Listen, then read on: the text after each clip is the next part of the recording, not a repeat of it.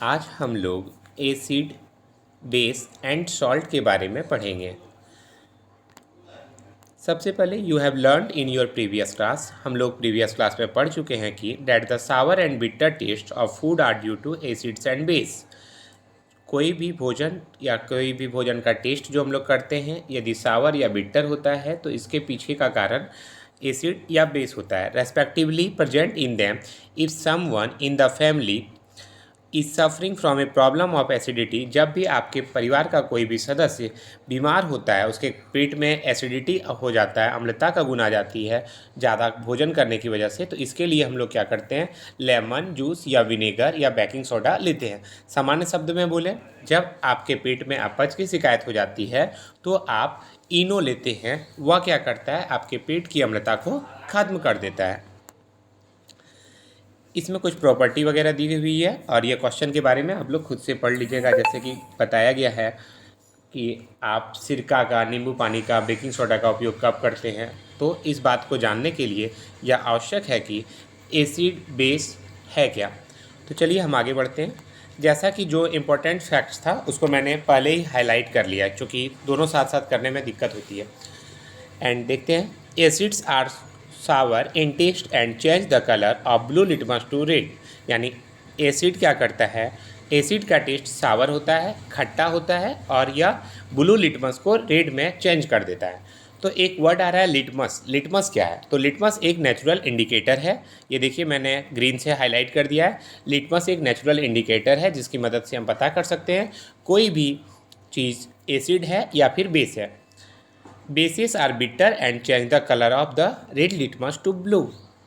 Base क्या है, base का स्वाद बिटर होता है यानी कड़वा होता है, और यह रेड लिटमस को ब्लू कर देता है। फिर वही बताया गया है, लिटमस एक नेचुरल इंडिकेटर है, और टर्मरिक यानी कि हल्दी, हल्दी भी एक इंडिकेटर की भांति काम करता है। फिर एक वर्ड दिया हुआ है, white cloth becomes reddish brown.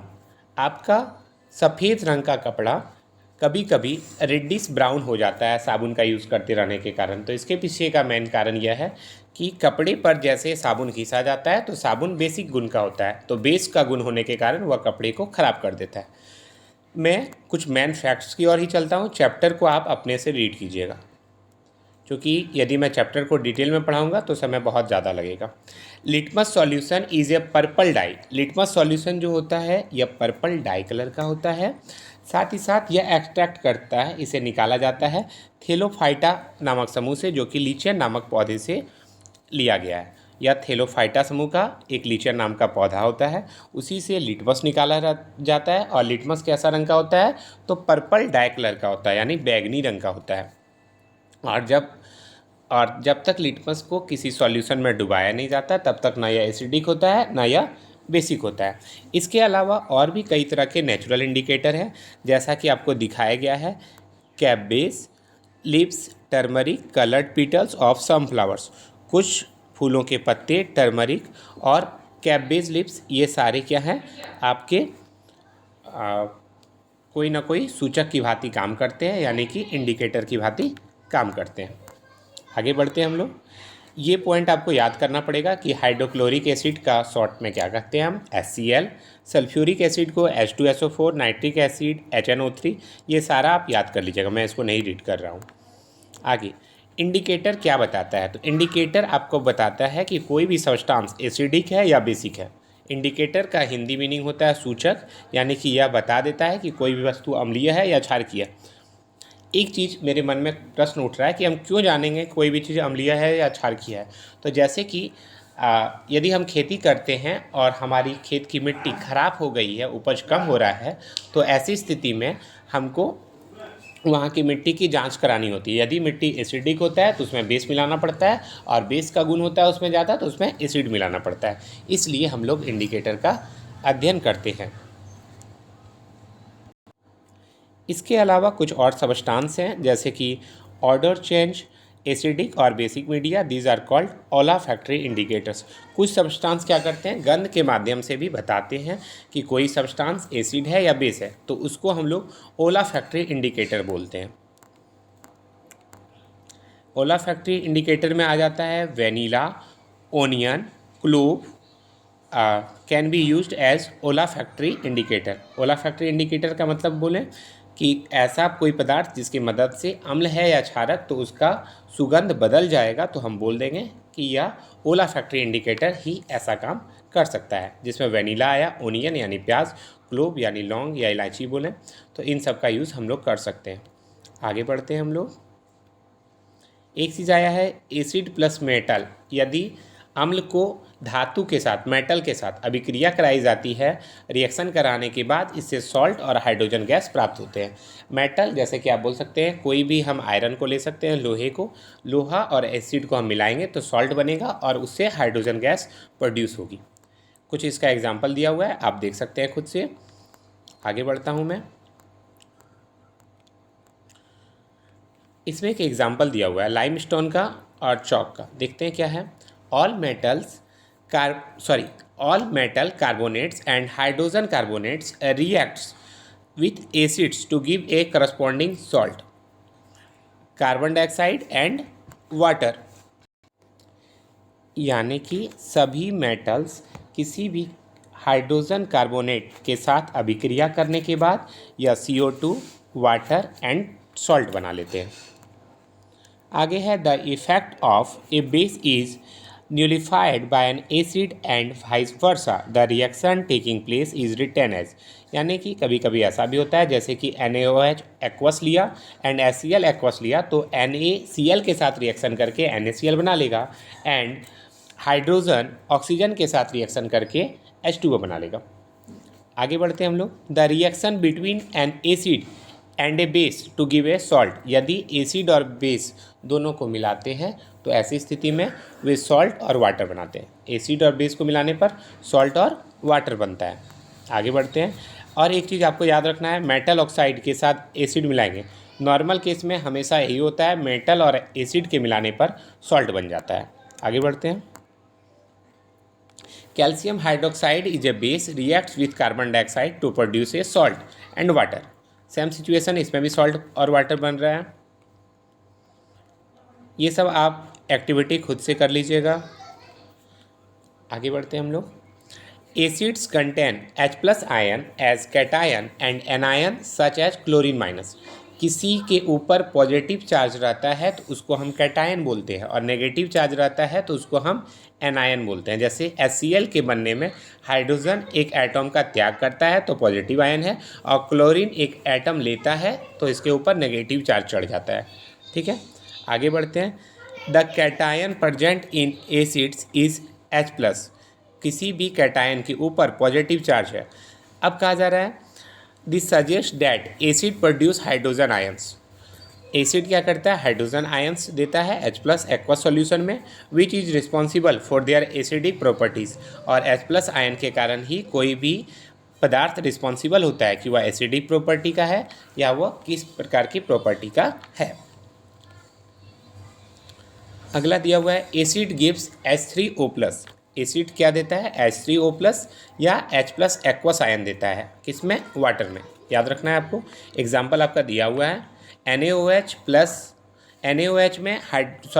NaOH में वाटर के मिलाने पर Na पॉजिटिव यानी Na एक्वस और OH माइनस एक्वस प्राप्त होता है, यानी कि यह इसको तोड़ देता है। बेस क्या करता है, जनरली हाइड्रोक्साइड को बनाता है। बेस इज जनरेट्स हाइड्रोक्साइड यानी OH- आयन इन वाटर। यह वाटर में OH- आयन देता है। और बेस क्या होता है, सॉल्यूबल होता है वाटर में, जिसके कारण इसको अल्कलीज भी कहा जाता है। बेस वाटर में सॉल्यूबल होता है जिसके कारण इसको अल्कलीज नाम से भी जाना जाता है। आगे बढ़ते हैं हम लोग। अब आता है मिक्सिंग एन एसिड और base with water result in decrease in the concentration of ions H3O+ and OH- per unit volume. Such a process called dilution. The acid or the base is said to be dilute. यानी कि यदि water में acid या base मिलाते हैं, H3O+ या OH- मिलाया जाता है तो इसके कारण पर यूनिट वॉल्यूम कम होता है और इस प्रक्रिया को क्या बोलते हैं हम लोग, डिल्यूशन बोलते हैं। हिंदी में बोले तो तनुकरण, इंग्लिश में डिल्यूशन बोला जाता है। और इसके कारण क्या होता है, एसिड और बेस दोनों डाइल्यूट हो जाते हैं। एसिड और बेस क्या होते हैं, दोनों डाइल्यूट हो जाते हैं। आगे देखते हैं हम लोग। The universal indicator, universal indicator किसको कहा जाता है, यह अलग अलग कलर को दिखाता है, different colours at different concentration of hydrogen ions in A solution. Universal indicator जो है वह पीएच स्केल को कहा जाता है, और यह पीएच स्केल अलग अलग कॉन्सेंट्रेशन के लिए अलग अलग सॉल्यूशन का कलर बदल देता है, यानी इंडिकेटर अपना कलर बदल लेता है। इस स्केल का नाम है पीएच स्केल। यह स्केल जो है a scale for measuring hydrogen ions concentration in A solution, यह चेक करता है कि उसमें हाइड्रोजन आयन कितना है, इसे पीएच स्केल कहा जाता है। The P in pH stand for potenz in German mean power. PH जो स्टैंड करता है या पी पे स्टैंड कर रहा है, और इसका मतलब है पोटेंज जो कि जर्मन से है, इसका मतलब होता है पावर। और पीएच स्केल मेज़र करता है या वेरी एसिडिक 0 से लेके 14 तक होता है। इसका मैं पिक्चर दिखा देता हूँ। कुछ इसका पिक्चर इस प्रकार है। और मैं अब तक आपको अपना नाम नहीं बताया था, मेरा नाम आशीष राज हुआ and this is my mobile number. Anyway, pH scale measure करता है 0 वेरी एसिडिक से 14 वेरी अल्कलाइन तक। The pH of a neutral solution, pH scale का क्या होता है, इसका जो न्यूट्रल सॉल्यूशन है, जहाँ पर ना यह एसिडिक गुण का होता है ना ही यह बेस गुण का होता है, तो उस वक्त इसका न्यूट्रल सॉल्यूशन 7 का होता है। ये पिक्चर आप बहुत ध्यान से देख लीजिए। जब 7 से हम 0 की ओर बढ़ते हैं तो एसिडिक नेचर बढ़ता है, यह H+ आयन की बढ़ोतरी होती है। जब आप 0 के पास पहुंच जाते हैं तो वह बहुत ज़्यादा एसिडिक हो जाता है। इसमें आपका 0 से लेकर 7 के बीच में 1 2 3 4 5 6 है, एंड 7 से 14 के बीच में 8 9 10 7 है। तो जब हम 7 से 14 की ओर आएंगे तो बेसिक नेचर बढ़ेगा, और जब 7 से 0 की ओर जाएंगे तो एसिडिक नेचर बढ़ेगा। तो आपको ये पीएच वैल्यू का ध्यान रखना है। यूनिवर्सल इंडिकेटर इसी पीएच स्केल को कहा जाता है। आगे बढ़ते हैं हम लोग।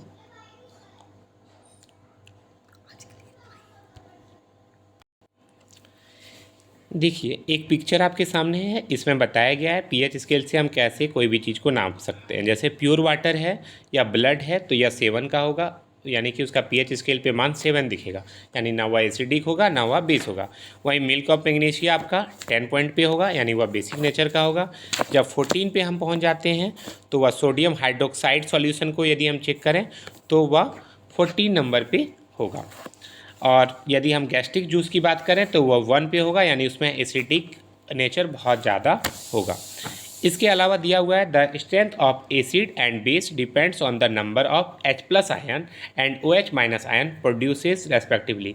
कोई भी एसिड या बेस कितना स्ट्रेंथ रखता है यह H+ आयन और OH- आयन पर निर्भर करता है।